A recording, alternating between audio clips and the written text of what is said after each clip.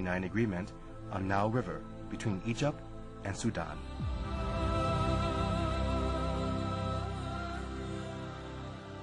The olden days treaties like 1929 and 1959, those treaties are currently, for Ethiopia, it is outdated, not only for Ethiopia, for Nile Basin countries. Those treaties are outdated and we don't accept it.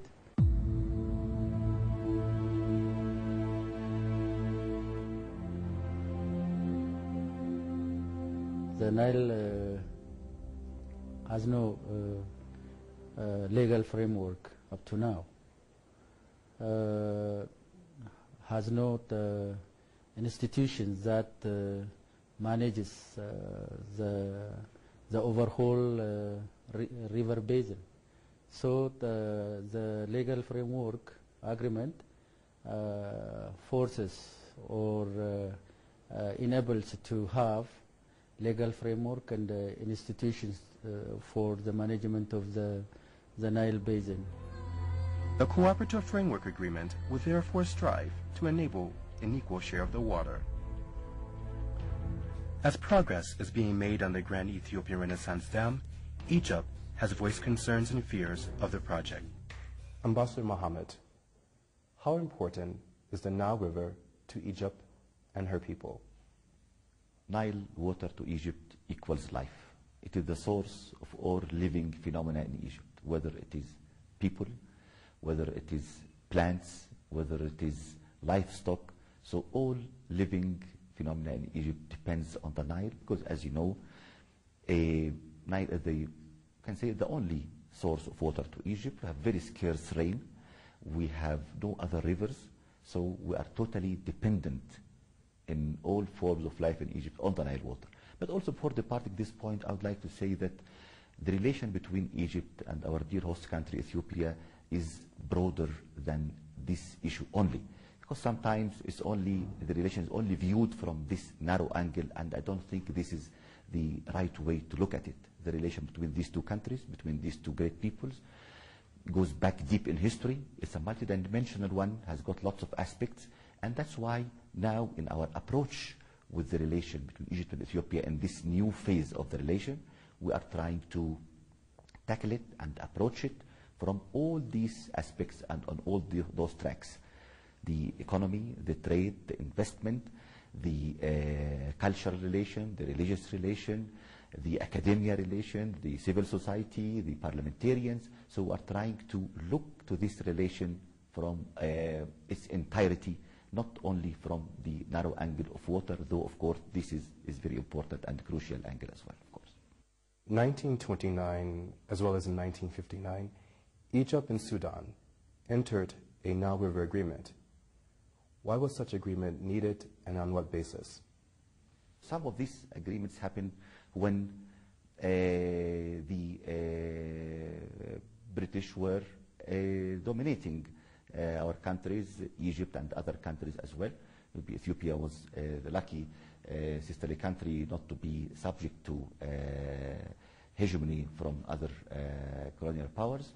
But always the drive, and part of it of course happened after we got independence, but in all cases what happened from the drive of Egypt was always not causing any harm to any other country.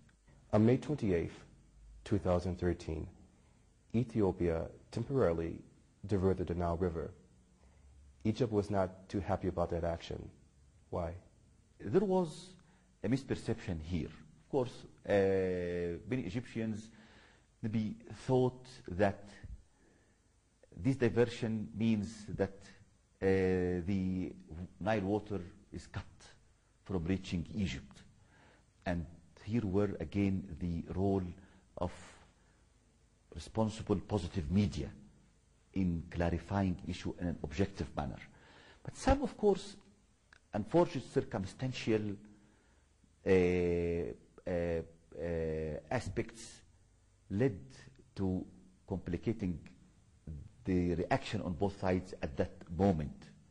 One of it, again, as I was saying, the misperception that the Egyptian side thought that this would mean, or the Egyptian people who are not well into the technicalities of what diversion means and what this step meant, they thought that this would mean to cutting the water from reaching Egypt. So, of course, again, as a reflex response, when you feel that your life is threatened, you are trying to protect your life. This great river should be a source of cooperation. This river which gets us together should be an area of common benefit for all countries, not an area of dispute or contention or disagreement.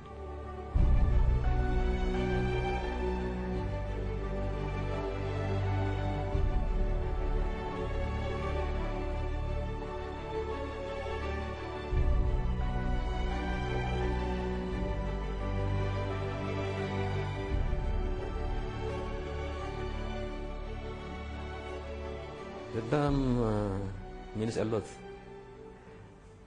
to our country. First of all, the main focus of the government and the people is to transform the country. We need to get out of this poverty and have a vision to become a middle-income country in few years. So this project, this dam, is a key component of our transformation. How will it change the economy and lives for those in Ethiopia? Industry cannot survive, without the human element.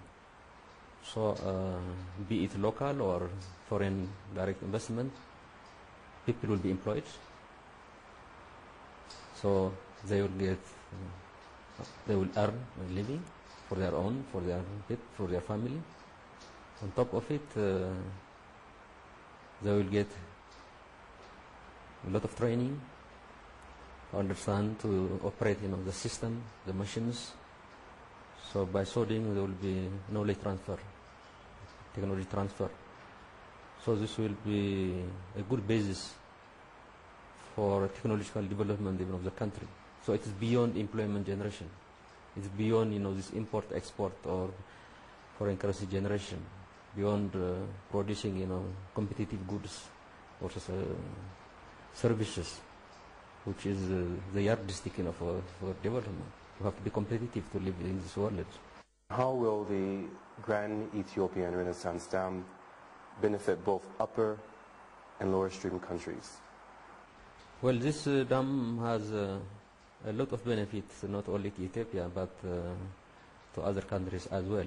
For countries who are in the downstream, who are the current beneficiaries of the whole Nile Basin, definitely they will still be benefited after we build, this dam. The first will benefit well, not in terms of priority, but in terms of benefit is they will get a constant flow of water. It's a regulated water. There is a dam, there is a storage here. So it will be controlled. So there will be smooth, constant flow of water to these countries. So whatever irrigation scheme they have now, whatever potential they have to expand their irrigation scheme, there is still big room because there is a regulated water, there is a constant flow they can rely on, so they can continue their irrigation, be it Sudan or Egypt. Egypt has expressed concerns and fears of this project. How has Ethiopia addressed these concerns and fears? From Ethiopian side, we called for a panel of experts. That initiative was mainly to clear any doubts, any issues of genuine concern as well. So that is also exemplary from the Ethiopian side. We say, let's see, what are the issues? Let's discuss on the table. If there are genuine issues, then we are ready to accommodate. And otherwise, the whole purpose was to clear the cloud. and to give them comfort as well, that there is a genuine interest from Ethiopia side to collaborate. We have never had this collaborative environment on this Nile Basin. There was a big gap. The beneficiaries were only two countries, I can say. So this calls for a new change in the collaboration. So we are building this in the spirit of collaboration. As far as Ethiopia is concerned, we say this is not only for Ethiopia. This is also for Egypt, for Sudan, and for others as well. Because at the end of the day, all the countries will benefit from energy as well, not only from water, but from energy supply. You will get cheaper energy supply, and this will be good even for Africa.